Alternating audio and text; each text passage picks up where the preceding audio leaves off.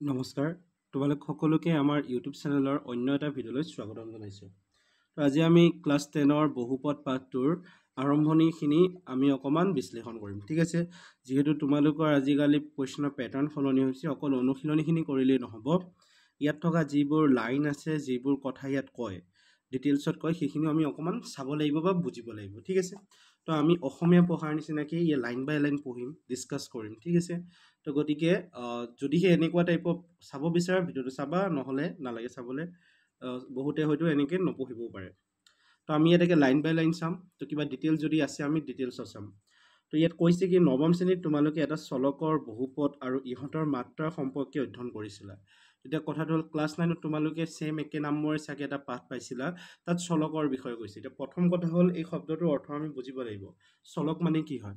তো চলক মানে হৈছে কি তোমালোকে যি সমীকৰণবোৰত লিখা এক্স ৱাই জেড, সেইবোৰক আমি চলক বুলি কওঁ। চলকৰ মানটো কি হয়? সমীকৰণ অনুযায়ী মানটো সলনি হয়। ঠিক আছে, আমি সমীকৰণ এটাত বা বহুপদ এটাত আমি দুটা বস্তু পাওঁ, এটা হৈছে চলক, এটা হৈছে ধ্ৰুৱক।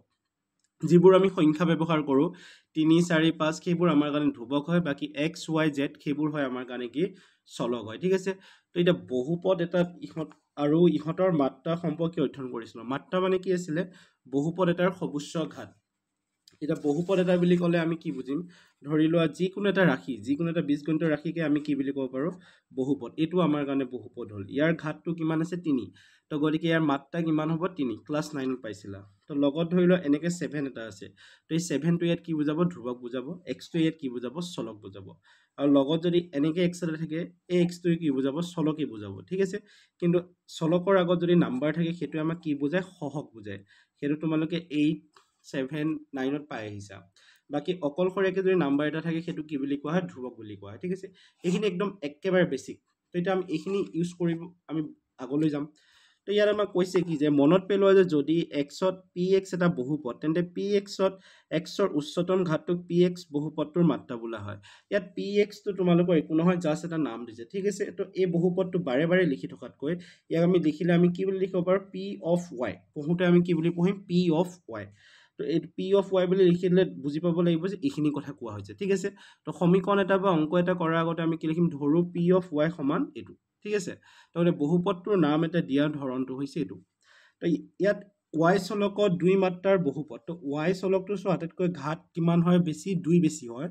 গতিকে আমি কি ক'ব পাৰিম যে এই বহুপদটোৰ মাত্ৰা কিমান হয়? 2 হয়। তো 5x³ - 4x² plus x minus √2 এটা এক্স চলকত 3 মাত্ৰাৰ বহুপদ। তো ইয়াত যদি চোৱা আটাইতকৈ বেছি ঘাত কিমান আছে? 3। তো গতিকে ইয়াৰ মাত্ৰা কিমান হ'ব? 3 হ'ব। তেনেকৈ এইখিনিৰ পৰা তোমালোকে কি বুজিলা যে এটা বহুপদৰ আটাইতকৈ বেছি ঘাত যিমান থাকে সেইটোৱে তাৰ কি হ'ব পাৰে? মাত্ৰা হ'ব পাৰে। ঠিক আছে, তো এইটো মনত ৰাখিবা, ক্লাছ 9তো পাইছিলা তোমালোকে। তাৰ পাছৰ লাইনকেইটা আমি চাওঁ। এইখিনি একে ছেম একেই হয় তোমালোকৰ। ইয়াত যদি চোৱা ইয়াত আটাইতকৈ বেছি ঘাত কিমান হ'ব? 6। অৰ্থাৎ এই বহুপদটোৰ মাত্ৰা কিমান হ'ব তোমালোকৰ? 6। ঠিক আছে, তো এতিয়া তলত কৈছে যে এইটো আৰু এইকেইটা কি হয়? তোমালোকৰ বহুপদ নহয়। এতিয়া বহুপদ কিয় নহয়? ক্লাছ 9ত পাইছিলা বহুপদ হ'বলৈ হ'লে চলকৰ যিটো ঘাত সেইটো অখণ্ড সংখ্যা হ'ব লাগিব। যেনে ধৰি লোৱা 1, 2, 3, 4, 5, 6 তেনেকুৱা হ'ব লাগিব। ঠিক আছে, তাকো ধনাত্মক অখণ্ড সংখ্যা হ'ব লাগিব, ঋণাত্মকো হ'ব নোৱাৰিব। তো যদিহে ঋণাত্মক হয় বা ভগ্নাংশত থাকে তেতিয়াহ'লে সেই বহুপদবোৰক আমি কি বুলি নকম? বহুপদ বুলি নকম, বা সেই ৰাশিবোৰক, বীজগণিতীয় ৰাশিবোৰক আমি বহুপদ বুলি নকম। ইয়াত যদি এইটো ভগ্নাংশত আছে, গোটেই বীজগণিতীয় ৰাশিটোৱে ভগ্নাংশত আছে, তো এনেকুৱাবোৰক আমি কি বুলি নকম? বহুপদ বুলি নকম। ইয়াত যদি চোৱা এইটো √x আছে, √xটো আমি কি লিখিব পাৰোঁ? x⁻²। তো ঘাতটো কিহত আহি যাব? ভগ্নাংশত আহি যাব। এনেকুৱা হ'লেও আমি সিহঁতক কি বুলি ক'ব নোৱাৰোঁ? বহুপদ বুলি ক'ব নোৱাৰোঁ। ঠিক আছে, এতিয়া কৈছে যে একমাত্ৰাৰ এটা বহুপদ হৈছে ৰৈখিক বহুপদ। তো বহুপদৰ প্ৰকাৰ আছে। যদিহে কোনো এটা বহুপদৰ ঘাতটো আটাইতকৈ বেছি 1 হয়, অৰ্থাৎ ঘাতটো 1ৰ বাহিৰে আৰু বেলেগ একোৱেই নহয়, তেনেকুৱা বহুপদবোৰক কি বুলি কোৱা হয়? ৰৈখিক বহুপদ বুলি কোৱা হয়। যেনে ইয়াত যদি চোৱা, ইয়াত xৰ ওপৰত ঘাত কি আছে? 1। বাকী 3 লগতো কোনো চলকেই নাই। তো ইয়াতো যদি চোৱা, ইয়াত √টো কেৱল 3ৰ ওপৰত আছে, xৰ ওপৰত নাই। ঠিক আছে, তাৰ মানে xৰ ওপৰত একো নাই, মানে xৰ ঘাত কি হয়? 1 হয়। আৰু যদিহে xৰ ঘাত 1 হয় তেতিয়াহ'লে আমি এই ৰাশিটোক, এই বীজগণিতৰ ৰাশিটোক আমি কি বুলি ক'ব পাৰিম? ৰৈখিক বহুপদ বুলি ক'ব পাৰিম। কাৰণ ইয়াৰ সৰ্বোচ্চ ঘাত কিমান হয়? 1 হয়। অৰ্থাৎ মাত্ৰা কিমান হয়? 1 হয়। যদি মাত্ৰা 1 হয় তাক আমি কি বুলি ক'ম? ৰৈখিক বহুপদ বুলি ক'ম। ঠিক আছে, ঠিক তেনেদৰে এইটোত চোৱা ইয়াতো জেডৰ ওপৰত একো নাই অৰ্থাৎ এক আছে ঘাতটো হ'ব এক তো ইয়াতো চোৱা এক্সৰ ওপৰত একো নাই তো মানে ঘাত কিমান হ'ব মেক্সিমাম ঘাত এক হ'ব এনেকুৱা যিবোৰ ৰাশি হয় সেইবোৰ ৰাশিক আমি কি বুলি ক'ম ৰৈখিক বহুপদ বুলি ক'ম কিন্তু পাছত যদি চোৱা এই বহুপদটোত চোৱা আটাইতকৈ বেছিকৈ ঘাত কিমান আছে 2 তো গতিকে এইটোক আমি ৰৈখিক বহুপদ বুলি নকওঁ এইটোক আমি ক'ম দ্বিঘাত বহুপদ বুলি ক'ম মানে যিবোৰ বহুপদৰ ঘাত আটাইতকৈ বেছি 2 হয় বা মাত্ৰা 2 হয় সেইবোৰক আমি কি বুলি ক'ম দ্বিঘাত বহুপদ বুলি ক'ম আৰু পিছতো চোৱা আটাইতকৈ বেছি ঘাত কিমান আছে 3 তো যদিহে আটাইতকৈ বেছি ঘাত 3 হৈ থাকে তাক আমি কি বুলি ক'ম ত্ৰিঘাত বহুপদ বুলি আমি ক'ম ঠিক আছে বাকি দুই মাত্ৰাৰ বহুপদ এটা দ্বিঘাত বহুপদ বোলে আৰু ইংৰাজী শব্দটো কোৱাড্ৰেট শব্দটোৰ পৰা উৎপন্ন হৈছে যাৰ অৰ্থ হৈছে বৰ্গ আমি দ্বিঘাত বহুপদক ইংৰাজীত আমি কোৱাড্ৰেটিক ইকুৱেশ্যন বুলিও কওঁ তো গতিকে ইংৰাজী শব্দটো কোৱাড্ৰেটৰ পৰা আহিছে দ্বিঘাত শব্দটো হৈছে বাকি আহিলে বাস্তৱ সংখ্যাৰ সহগ থকা তলৰ আটাইবোৰ বহুপদী দ্বিঘাত হয় তো অলপ আগতে মই কৈছিলোঁ যে চলকৰ লগত যিটো নাম্বাৰ থাকে সেইটোক আমি কি বুলি কওঁ সহগ তো ইয়াতো এইটো আমাৰ সহগ হ'ব বাকি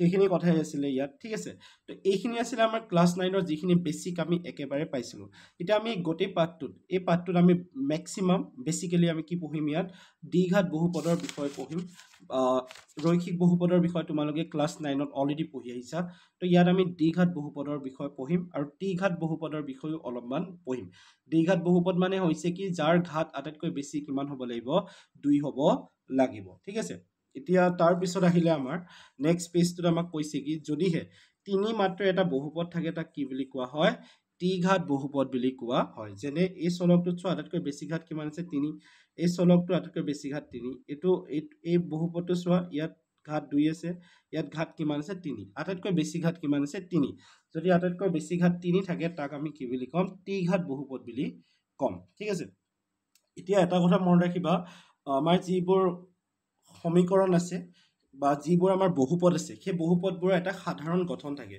যেনে ধৰি লোৱা আমি ৰৈখিক বহুপদৰ কাৰণে আমি কি লিখিব পাৰো ax + b এইটো হৈছে আমাৰ ৰৈখিক বহুপদৰ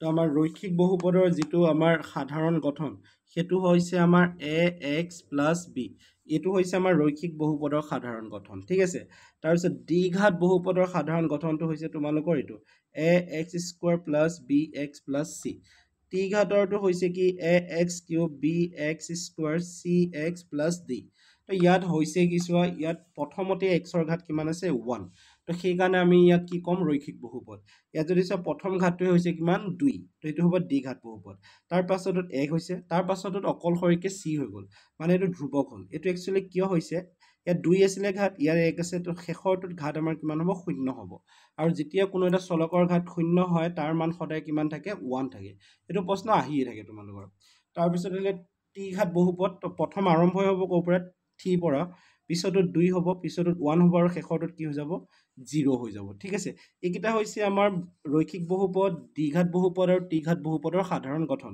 মানে যদি আমি যিকোনো ৰৈখিক বহুপদ এটা লিখিব লাগে এইটো ব্যৱহাৰ কৰি লিখিব লাগিব ইয়াত a ৰ সলনি যিকোনো এটা সংখ্যা বহাই দিয়া b ৰ সলনি যিকোনো এটা সংখ্যা বহাই দিয়া এইটো হৈ গ'ল তোমালোকৰ ৰৈখিক বহুপদ তাৰপিছত 2 নম্বৰটো যদি চোৱা সেম তেনেকুৱা একে ইয়াতো তোমালোকে কি কৰা a b c ঠাইত যিকোনো নাম্বাৰ বহাই দিয়া যেনে 6 বহাই দিলা x² হৈ গ'ল তো ইয়াত 5 বহাই দিলা 7 যিকোনো নাম্বাৰ তো এইটো হৈ গ'ল তোমালোকৰ কি দ্বিঘাত বহুপদ ঠিক আছে তো এইখিনি মিনিংটো এইটোৱে আছিলে যেনে ইয়াত উদাহৰণ দিয়া আছে সো এইটো হৈছে তোমালোকৰ ত্ৰিঘাত বহুপদৰ সাধাৰণ গঠন পৰীক্ষাত এইকেইটাও আহে সাধাৰণ আৰ্হি হৈছে x³ + bx² + 6cx + d ঠিক আছে তো আজি আমি এইখিনি শিকিলো মানে সদায়তো একেবাৰতে গোটেই চেপ্টাৰটো কৰিব পৰা নাযাব তো লাহে লাহে কৰিম ঠিক আছে তো আজি আমি এইখিনিলৈকে থৈ দিলোঁ নেক্সট ভিডিঅ'ত বাকীখিনি কৰিম